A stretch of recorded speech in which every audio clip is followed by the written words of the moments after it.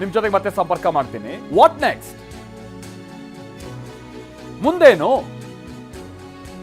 ನಾಳೆ ಬೆಂಗಳೂರಿಗೆ ಕೆಸಿ ವೇಣುಗೋಪಾಲ್ ಹಾಗೆ ರಣದೀಪ್ ಸಿಂಗ್ ಸುರ್ಜೇವಾಲಾ ಬರ್ತಾ ಇದ್ದಾರೆ.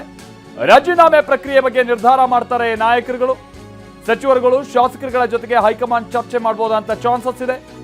ಇಲ್ಲಿ ತನಕ ಕೂಡ ಸಿದ್ದರಾಮಯ್ಯನವರ ಪರವಾಗಿ ಬಹಳಷ್ಟು ಮಂದಿ ಶಾಸಕರುಗಳು ಕೂಡ ಬ್ಯಾಟಿಂಗ್ ಮಾಡ್ಕೊಂಡ್ ಬಂದಿದ್ದಾರೆ. ಈಗ ಹೈಕಮಾಂಡ್ ಒಮ್ಮಿಂದಲೇ ಈ ತರದ ನಿರ್ಧಾರಕ್ಕೆ ಬಂದ್ರೆ ಅವರನ್ನೆಲ್ಲ ಒಂದು ವಿಶ್ವಾಸಕ್ಕೆ ತೆಗೆದುಕೊಳ್ಬೇಕಂತ ಕೆಲಸ ಮಾಡಬೇಕು. ಕೆಲ ಸಚಿವರುಗಳನ್ನು ಕೂಡ ಅವರು ಮಾತುಕತೆ ಕರೆದು ವಿಶ್ವಾಸಕ್ಕೆ ತೆಗೆದುಕೊಳ್ಬೇಕಾದಂತ ಪ್ರಯತ್ನ ಮಾಡಬೇಕಾಗ್ಬೋದು. ಸೊ ಆ ನಿಟ್ಟಿನಲ್ಲಿ ನಾಳೆ ಹೈಕಮಾಂಡ್ನ ನಾಯಕರುಗಳು ರಾಜ್ಯಕ್ಕೆ ಬರ್ತಾ ಇದ್ದಾರೆ ಅಂತೇಳಿ ತಿಳಿದು ಬರ್ತಾ ಇದೆ. ಆಮೇಲೆ ಆ ವಾಕ್ ಇದೆಯಲ್ಲ, ನೀವು ಅಲ್ಲಿ ನೋಡ್ತಾ ಇದ್ದೀರಲ್ಲ, ಕೆಸಿ ವೇಣುಗೋಪಾಲ್ ಅವರ ಬಲಗಡೆಗೆ ಸಿದ್ದರಾಮಯ್ಯನವರು, ಅಂದರೆ ಮಧ್ಯದಲ್ಲಿ ಆ ಕಡೆಗೆ ಡಿ ಕೆ ಶಿವಕುಮಾರ್ ಅವರು. ಆ ವಾಕಲ್ಲಿ ಅವರು ಮುಖಚಾರೆ ನೋಡ್ತಾ ಇದ್ದಂಥ ಸಂದರ್ಭದಲ್ಲೇ ನಾವು ಕೆಲವೊಂದು ಅಂಶಗಳನ್ನು ಗೆಸ್ ಮಾಡಬಹುದಾಗಿತ್ತು. ಸಿದ್ದರಾಮಯ್ಯನವರು ಅವ್ರ ಮುಖದಲ್ಲಿ ಯಾವುದೇ ರೀತಿಯಾದಂಥ ಒಂದು ಮಂದಹಾಸ ಇಲ್ಲ, ಖುಷಿ ರೀತಿಯಾದಂಥ ಹಾವಭಾವ ಇಲ್ಲ, ಭಾಳ ಗಂಭೀರವಾಗಿ ಅವರು ಕೈಗಳನ್ನು ಹಿಂದೆ ಕಟ್ಟಿ ನಡ್ಕೊಂಡು ಬರ್ತಾ ಇದ್ರು. ಪಕ್ಕದಲ್ಲೇ ಇದ್ದಂಥ ಡಿ ಕೆ ಶಿವಕುಮಾರ್ ಭಾಳ ನಗುಮುಖದಲ್ಲಿದ್ರು ನೋಡಿ ಆ ದೃಶ್ಯವನ್ನು. ಆಮೇಲೆ ಪ್ರೆಸ್ ಮೀಟ್ ಮಾಡುವಂಥ ಸಂದರ್ಭದಲ್ಲೂ ಕೂಡ ಸಿದ್ದರಾಮಯ್ಯನವರು ಹಾಗೇ ನಿಂತಂಥದ್ದನ್ನು ನಾವು ಗಮನಿಸಬಹುದಾಗಿತ್ತು. ಸೊ ಈಗ ಅದರಂತೆಯೇ ಆಗಿದೆ. ಯಾವುದೇ ಕಾರಣಕ್ಕೂ ನೀವು ರಾಜೀನಾಮೆ ಕೊಡಬೇಡಿ ಅಂತ ಸಿದ್ದರಾಮಯ್ಯನವರ ಆಪ್ತರು ಸಿದ್ದರಾಮಯ್ಯನವ್ರ ಜೊತೆಗೆ ಚರ್ಚೆ ಮಾಡುವಂಥ ಸಂದರ್ಭದಲ್ಲಿ ವಾದ ಇಟ್ಟರು ಅಂತೇಳಿ ತಿಳಿದು ಬರ್ತಾ ಇದೆ. ಸಿದ್ದರಾಮಯ್ಯ ಮೇಲೆ ಆಪ್ತ ಸಚಿವರುಗಳು ಒತ್ತಡ ಹಾಕಿದ್ರು.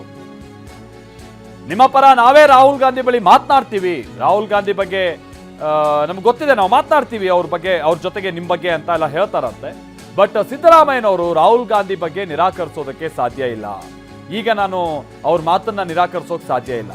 ನಾನು ಸಿಎಂ ಸ್ಥಾನಕ್ಕೆ ರಾಜೀನಾಮೆ ಕೊಡ್ತೀನಿ, ನೀವು ಬೇಕಾದ್ರೆ ಹೋಗಿ ಮಾತಾಡಿ ಅಂತ ಸಿಎಂ ಹೇಳಿದ್ರು ಕೂಡ ನಾನು ರಾಜೀನಾಮೆ ಕೊಡುವಂಥ ನಿರ್ಧಾರಕ್ಕೆ ಬಂದುಬಿಟ್ಟಿದ್ದೀನಿ ಅಂತ ಹೇಳಿ ಅಲ್ಲಿದ್ದಂಥ ನಾಯಕರುಗಳಿಗೆ ಅಥವಾ ಸಚಿವರುಗಳಿಗೆ ಸಿದ್ದರಾಮಯ್ಯನವರು ತಮ್ಮ ನಿರ್ಧಾರ ಏನು ಅನ್ನೋದನ್ನ ಕನ್ವೆ ಮಾಡಿದ್ದಾರೆ ಅಂತ ಹೇಳಿ ತಿಳಿದು ಬರ್ತಾ ಇದೆ. ಪ್ರಸನ್ನ ನಮ್ಗೆ ಇದಕ್ಕೆ ಸಂಬಂಧಪಟ್ಟಂಗೆ ಡೀಟೇಲ್ಸ್ ಅನ್ನ ಕೊಡ್ತಾರೆ. ಹೇಗೆ ನಮ್ಮ ಜೊತೆಗೆ ನೇರ ಸಂಪರ್ಕದಲ್ಲಿ ಜಾಯ್ನ್ ಆಗ್ತಿದ್ದಾರೆ. ಪ್ರಸನ್ನ, ಇಲ್ಲಿ ವೆರಿ ಇಂಟ್ರೆಸ್ಟಿಂಗ್ ಆಗಿ ನಾವು ಗಮನಿಸ್ತಾ ಇದ್ದಂಥ ಸಂಗತಿ ಅಂದ್ರೆ ಇದೆ, ಇನ್ ಕೇಸ್ ಸಿದ್ದರಾಮಯ್ಯನವರು ಒಪ್ಪಿದ್ರು ಕೂಡ ಅವರ ಜೊತೆಗಿರುವಂತಹ ಶಾಸಕರುಗಳು, ಸಚಿವರುಗಳು, ಅವರ ಆಪ್ತ ವರ್ಗ ಅಷ್ಟು ಸುಲಭವಾಗಿ ಒಪ್ಪೋದಕ್ಕೆ ಸಾಧ್ಯನಾ ಅಂತ ಹೇಳ್ಕೊಂಡು. ಯಾಕಂದ್ರೆ ದಶಕಗಳ ಕಾಲ ಸಿದ್ದರಾಮಯ್ಯನವರು ಬೆನ್ನಿಗೆ ನಿಂತಿದ್ದಾರೆ. ಈಗ ಅವರು ಒಮ್ಮಿಂದೊಮ್ಮೆಲೆ ಪದತ್ಯಾಗ ಮಾಡ್ತಾರೆ ಅಂತ ಅಂದ್ರೆ ಮುಂದೆ ನಮ್ಮ ಕಥೆ ಏನು ಅನ್ನುವಂಥದ್ದು ಸಹಜವಾದಂಥ ಒಂದು ಪ್ರಶ್ನೆ ಅವರಲ್ಲೆಲ್ಲ ಉದ್ಭವ ಆಗುತ್ತೆ. ಅದರ ಜೊತೆಗೆ ಸಿದ್ದರಾಮಯ್ಯನವ್ರ ಮೇಲಿನ ಅಭಿಮಾನ ಸುಲಭವಾಗಿ ಅವರನ್ನ ಕೆಳಗಿಳಿಯೋದಕ್ಕೆ ಬಿಡಲ್ಲ ಅನ್ನುವಂಥದ್ದು. ಬಟ್ ಅವ್ರನ್ನೆಲ್ಲ ಹೇಗೆ ಕನ್ವಿನ್ಸ್ ಮಾಡುವಂಥ ಕೆಲಸ ಆಗಿದೆ. ಬಹುಶಃ ಅವರಿಗೂ ಕೂಡ ಈ ವಿಚಾರ ಒಂದಲ್ಲ ಒಂದು ಮೂಲದಿಂದ 2-3 ದಿನಗಳ ಹಿಂದೆ ಕನ್ವೆ ಆಗಿದ್ದಂಥ ಸಂಗತಿನ ಏನ್ ಕತೆ ಪ್ರಸನ್ನ?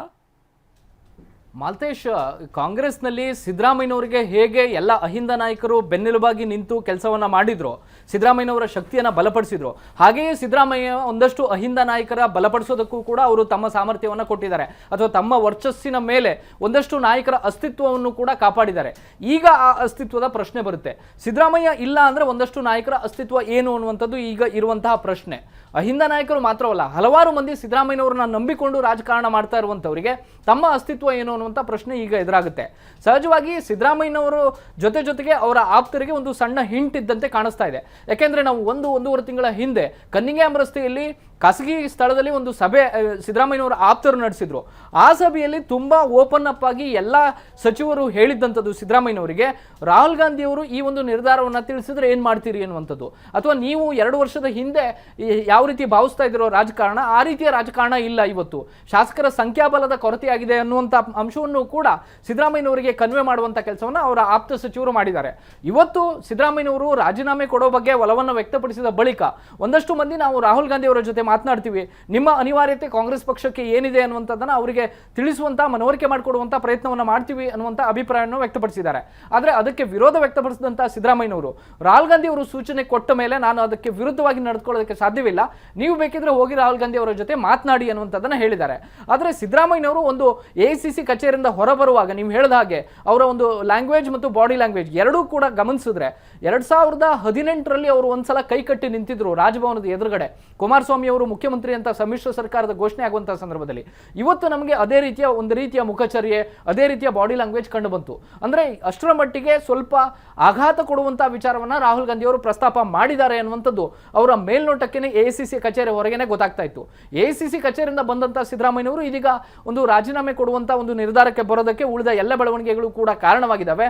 ಯತೀಂದ್ರ ಸಿದ್ದರಾಮಯ್ಯನವರ ಉಪಮುಖ್ಯಮಂತ್ರಿ ಆಗುವಂತಹ ಒಂದು ಆಫರ್ ಅನ್ನ ಸ್ವೀಕಾರ ಮಾಡ್ತಾರೋ ಬಿಡ್ತಾರೋ ಅದು ಮುಂದಿನ ಬೆಳವಣಿಗೆ. ಯಾಕೆಂದ್ರೆ ಕಾಂಗ್ರೆಸ್ ಹೈಕಮಾಂಡ್ ಹೈಕಮಾಂಡ್ ಬೇರೆ ಬೇರೆ ನಾಯಕರನ್ನ ಉಪಮುಖ್ಯಮಂತ್ರಿ ಸ್ಥಾನದಲ್ಲಿ ಕೂರಿಸಬೇಕಾ ಬೇಡವಾ ಎಲ್ಲವನ್ನೂ ಕೂಡ ನಾಳೆ ನಾಡಿದ್ದು ಡಿಸೈಡ್ ಮಾಡಬಹುದು. ಯಾರು ಮುಖ್ಯಮಂತ್ರಿ ಆಗ್ತಾರೆ ಅವರ ಅಭಿಪ್ರಾಯವನ್ನು ಕೂಡ ಉಪಮುಖ್ಯಮಂತ್ರಿಗಳ ಆಯ್ಕೆ ಸಂದರ್ಭದಲ್ಲಿ ತೆಗೆದುಕೊಳ್ಬೇಕಾಗುತ್ತೆ. ಸಮುದಾಯವಾರು ಉಪಮುಖ್ಯಮಂತ್ರಿಗಳ ಸ್ಥಾನವನ್ನು ಹಂಚಿಕೆ ಮಾಡುವಂತಹ ಸಂದರ್ಭದಲ್ಲಿ ಮುಂದಿನ ಚುನಾವಣೆ ದೃಷ್ಟಿಯಿಂದ ಯಾವ ಸಮುದಾಯ ಮುಖ್ಯ ಅನ್ನುವಂಥದ್ದನ್ನು ಕೂಡ ಗಮನದಲ್ಲಿಟ್ಕೊಂಡು ಅದನ್ನ ನಾಳೆ ನಾಡಿದ್ದು ತೀರ್ಮಾನ ಮಾಡಬಹುದು. ಆದರೆ ಇವತ್ತಿನ ಮಟ್ಟಿಗೆ ಸಿದ್ದರಾಮಯ್ಯನವರ ರಾಜೀನಾಮೆಯ ಒಲವು ಅಥವಾ ರಾಜೀನಾಮೆ ಕೊಡೋದೇ ಹೆಚ್ಚು ಸೂಕ್ತ ಅನ್ನುವಂತಹ ರೀತಿಯ ಅವರ ಅಭಿಪ್ರಾಯ, ಆಪ್ತರ ಜೊತೆ ಅವರು ಹಂಚಿಕೊಂಡಂತಹ ಮಾತು ಮುಂದಿನ 2 ವರ್ಷದ ಕಾಂಗ್ರೆಸ್ನ ಭವಿಷ್ಯ ಮತ್ತು 2028ರ ಚುನಾವಣೆಯ ಭವಿಷ್ಯವನ್ನ ಖಂಡಿತವಾಗಿಯೂ ನಿರ್ಧಾರ ಮಾಡುತ್ತೆ. Malthesh, thank you Prasanna.